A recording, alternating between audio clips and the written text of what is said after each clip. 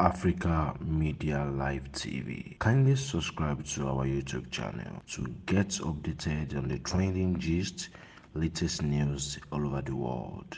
Like our page, subscribe, and share with friends. Thank you.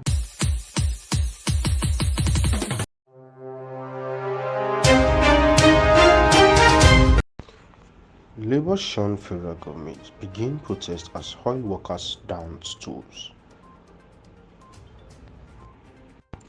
The two-day meeting between the federal government and the organized labor ended in a deadlock on Tuesday, where the Nigerian Labour Congress and the Trade Union Congress leader vowing to begin a nationwide protest against the removal of fuel subsidy.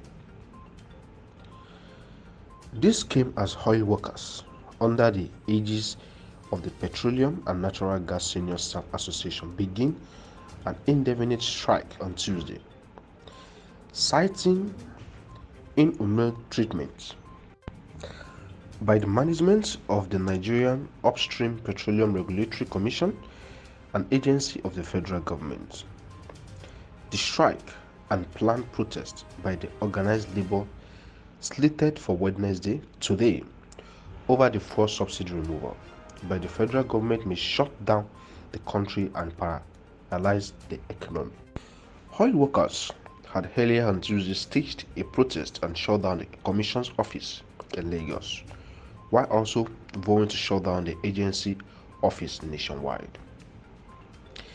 Speaking on the planned strike on Tuesday, the NLC president, Joe Hajero, said the organized labor had no reason to suspend the planned national protest and strike.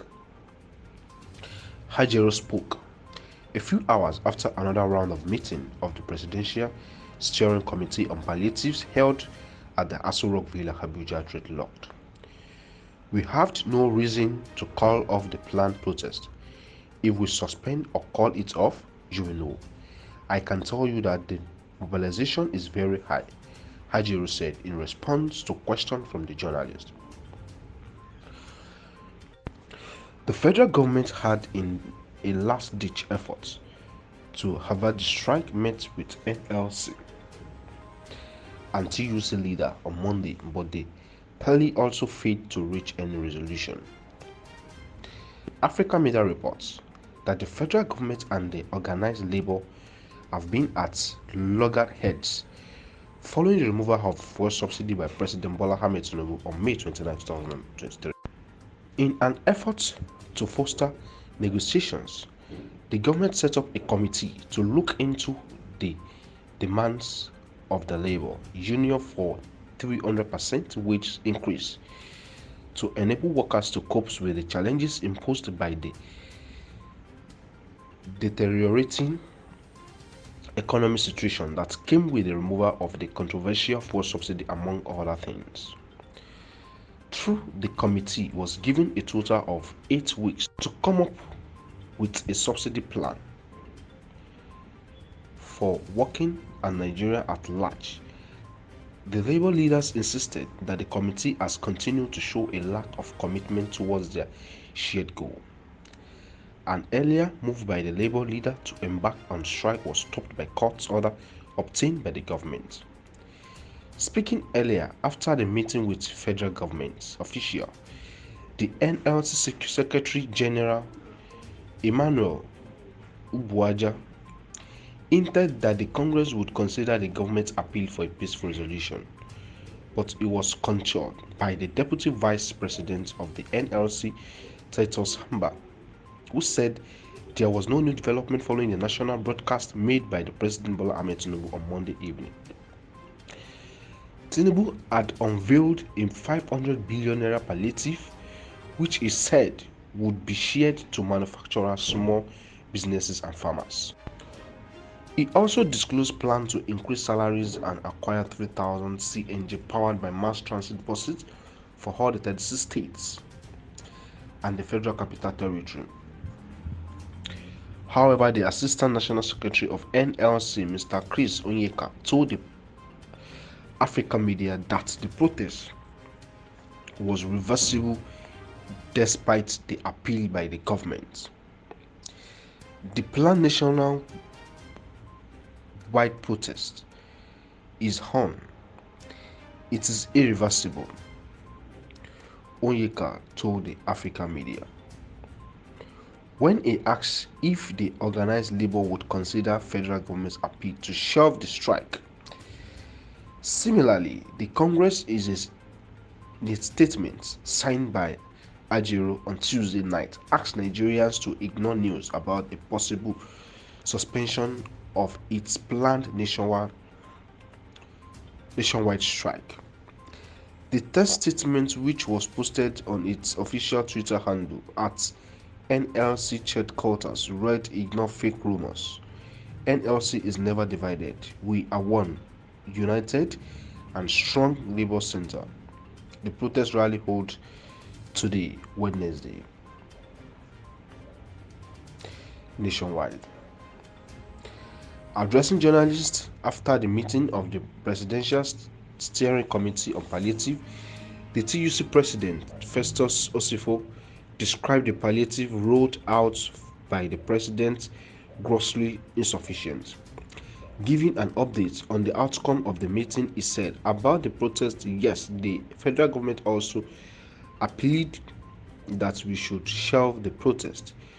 Our response was that we are going this evening to have a conversation around that, and you will hear from us at the end of that meeting." Osifo, who addressed State House correspondents on behalf of the organized labor, maintained that the 3,000 buses were insufficient to serve the country. We think, for example, 3,000 buses are not sufficient.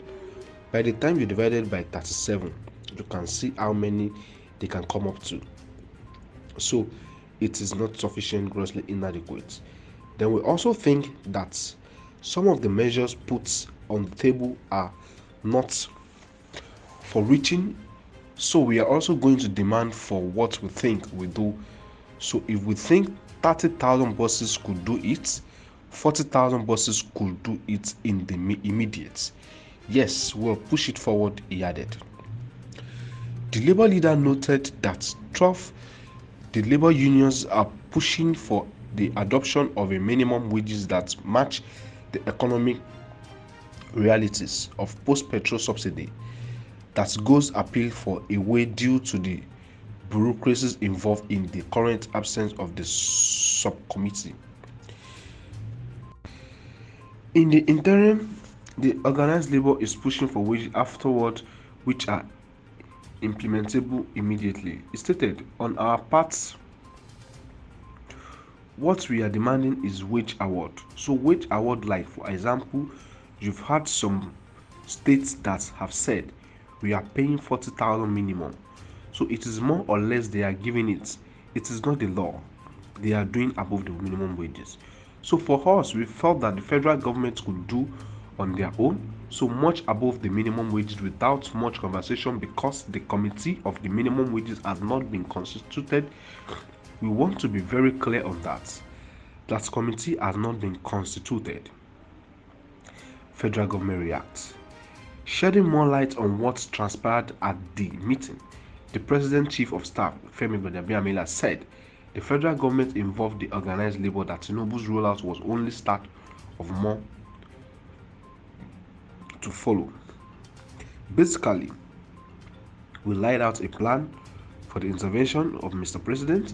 As you all heard in his broadcast yesterday, Monday, we made it clear that this is just Mr. President's initial rollout of the interventions. This conversation will be ongoing.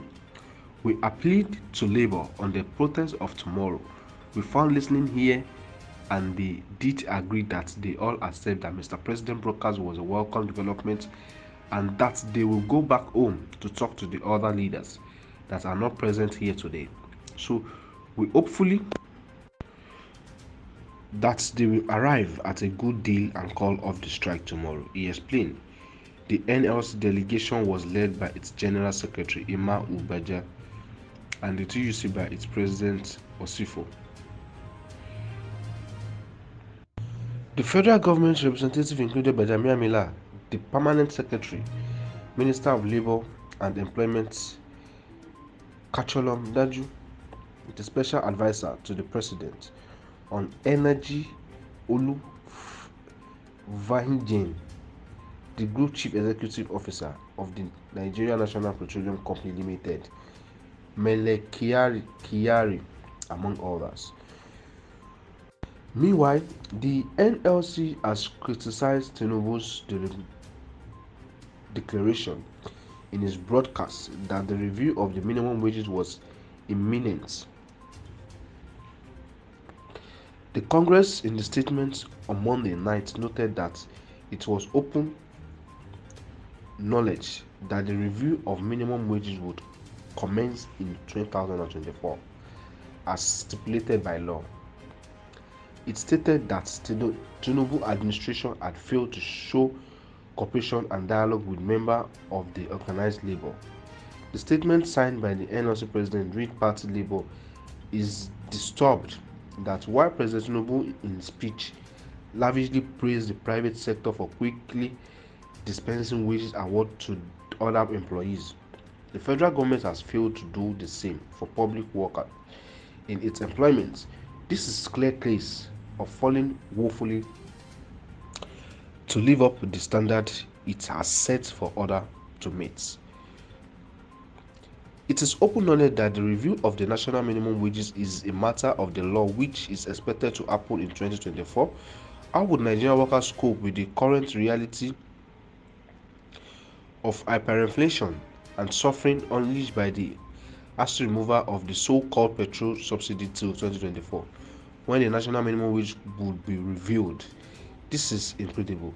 Speaking further on the negotiation so far, Ajero said organized labor has been forced to negotiate with empty chairs on the federal government side, as the federal government has not matched its public promises with firm commitment to negotiate in good faith with labor.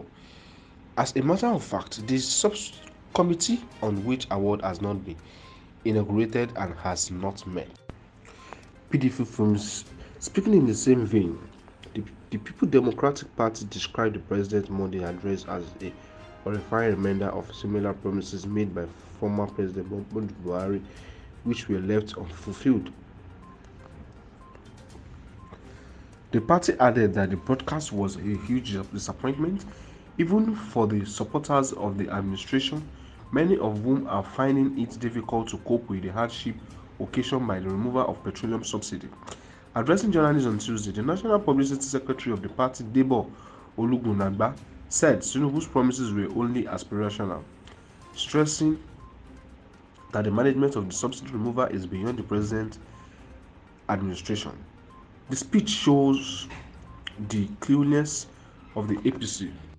They should know that Nigerians have never had it so bad.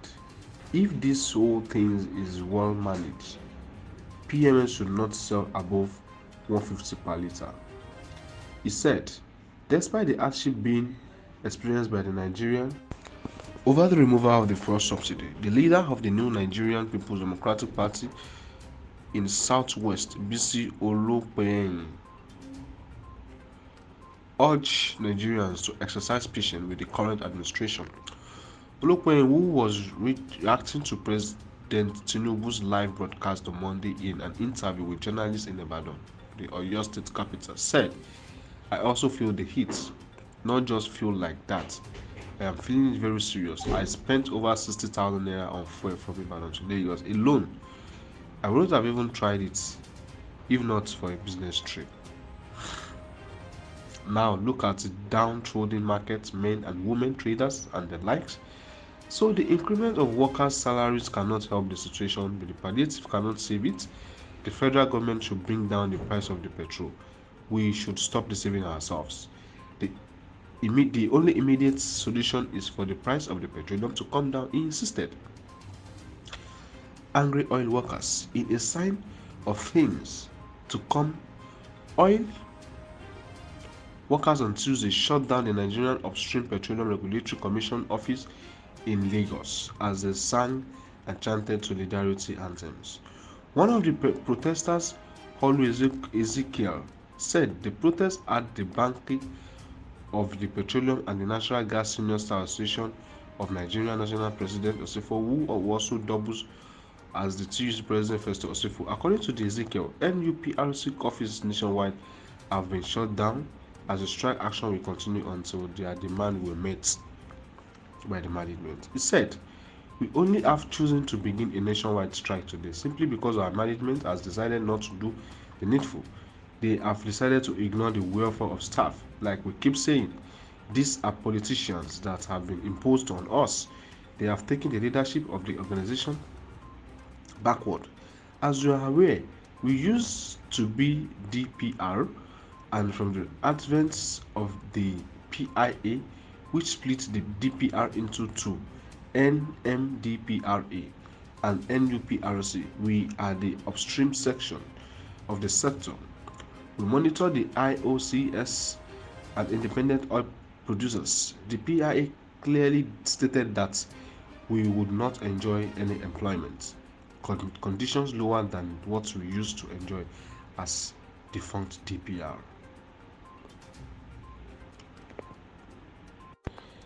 According to the group, that strike action was not being the best way to resolve the problems emerging from the current harsh economic condition caused by the removal of petrol subsidy. Thank you for staying tuned. Africa Media Live TV. Kindly subscribe to our YouTube channel to get updated on the trending gist, latest news all over the world. Like our page, subscribe, and share with friends. Thank you.